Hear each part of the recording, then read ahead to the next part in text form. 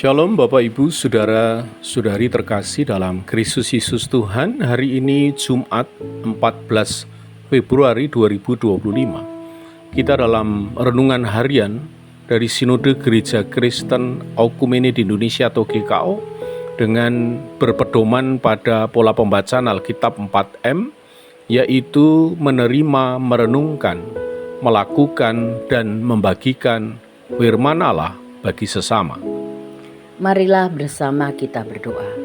Allah Bapa yang telah memanggil setiap umat-Mu, hidup memenuhi kebutuhan yang paling utama, yaitu relasi dengan Allah, agar terpelihara sempurna tubuh, jiwa dan roh kami. Kami bersama membuka hati untuk kebenaran firman-Mu, memandu jalan hidup kami. Untuk itu, kami bersama-sama memohon pimpinan Roh Kudus yang memampukan kami dengan iman bertolak dari kesadaran diri untuk hidup ke dalam relasi, pemikiran, wawasan, serta penghayatan pelaku misi ilahi lebih lagi. Dalam nama Tuhan Yesus kami berdoa dan menerimanya. Amin.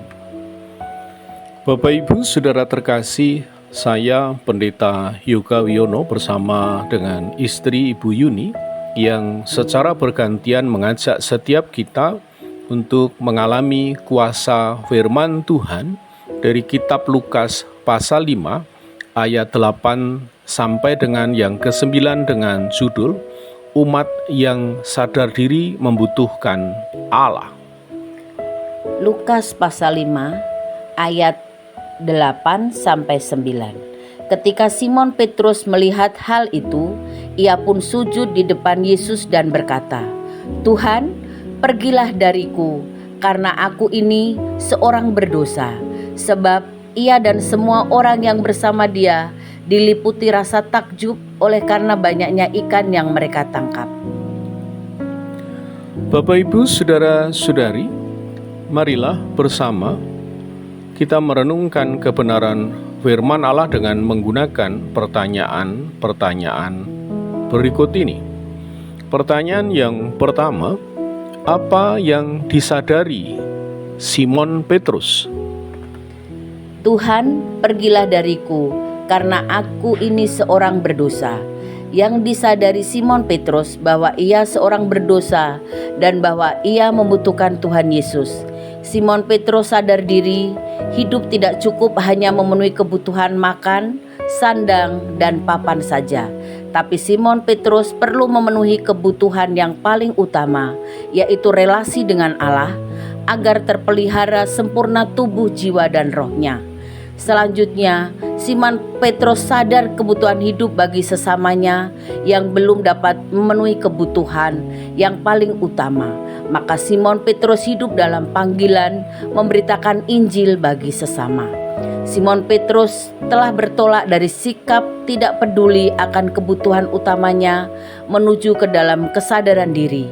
Aku penuh dosa, dan kedalaman kesadaran diri memenuhi kebutuhan yang paling utama, relasi dengan Tuhan Yesus untuk memberitakan Injil bagi sesama. Sebab ia dan semua orang yang bersama dia diliputi rasa takjub oleh karena banyaknya ikan yang mereka tangkap. Semua orang yang bersama Simon Petrus yang telah menyaksikan mukjizat Tuhan Yesus, mereka diliputi rasa takjub.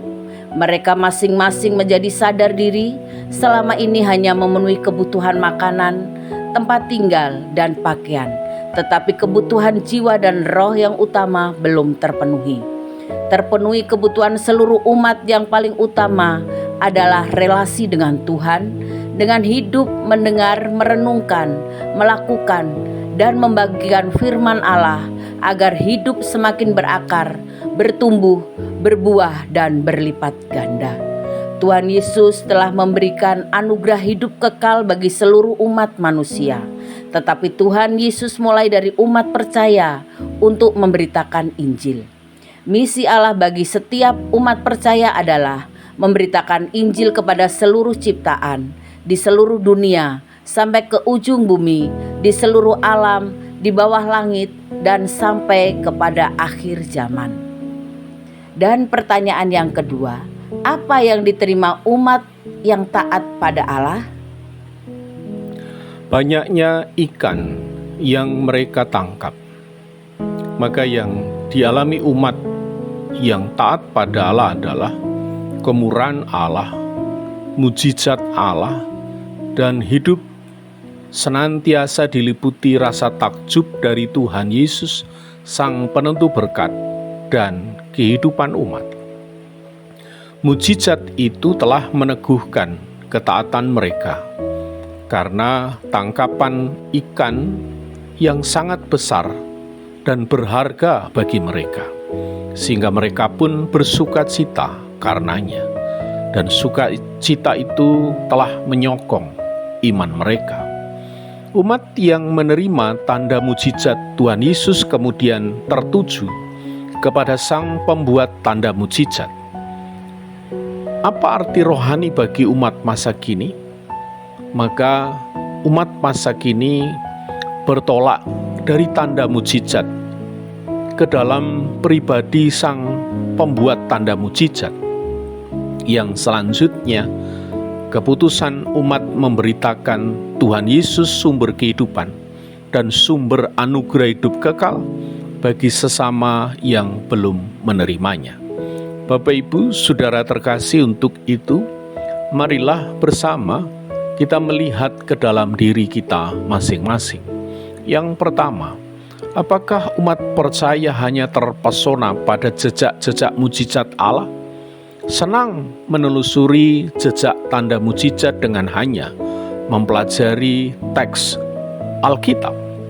Sementara jejak tanda mujizat itu telah berhenti pada Sang Pembuat mujizat, pada perjumpaan dengan Sang pribadi, Sang Pembuat tanda. Yang kedua, apakah umat datang kepada Allah hanya untuk menerima berkat-berkat Tuhan, berkat kesehatan, berkat pemulihan keluarga, dan berkat jaminan masa depan? Atau yang ketiga, apakah kita memenuhi kebutuhan utama diri kita masing-masing agar senantiasa terpelihara sempurna tubuh, jiwa, dan roh kita dengan relasi pada Allah, yang dibuktikan dengan kesadaran akan kebutuhan banyaknya umat, sehingga hidup kita dalam panggilan memberitakan Injil. Amin, puji Tuhan. Maka berdasarkan firman Tuhan dan uraian pengajaran ini, apa yang menjadi komitmen kita selanjutnya? Umat yang sadar diri membutuhkan Allah, maka hendaklah kita memastikan diri dan berkomitmen lebih lagi. 1. Hidup lebih lagi sadar diri berdosa pada Allah.